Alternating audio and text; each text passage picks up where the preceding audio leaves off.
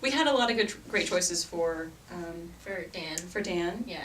And when Alex came in, he was dressed, really age appropriate. He looked like a young, nerdy guy, really sweet. Yeah, and Amber didn't notice that there were a lot of, like, hidden nerd calls in the lines. No. Most of the stuff in the script goes over my head. Like, a lot. So, like, she was there for quality control to make sure they got all of the nerd Carolyn would have to references. say, I am not a committee, correctly, in order for us to cast her, which she did. Which she did. And Amber's like, that's a line? That's a line? That's a thing? Great. Fantastic. Glad you're here. So we had been having to explain a lot of the nerd references to people. Like, do you know this one? You know this one?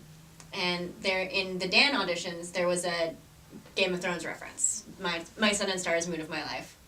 And so we were used to, do you have any questions about the role? Or about the lines? Yeah, about the... And he didn't have any questions, and he kind of stopped himself, and he was like, well, do you mind if I say, I love you in Dothraki? And we were like... Sold. Done. Yes. Yes. Come here, sign here. It was so cute, and it was so, like, honest and sweet and nerdy, and, like, all of the things we were looking for Dan. And that was kind of the moment where I was like, oh, well Dan's here. Yeah. So, exactly. Great. And I think we made him read it again. Yeah. Differently, just because I didn't want him to leave. Yeah. Yeah. For sure. He was really fun.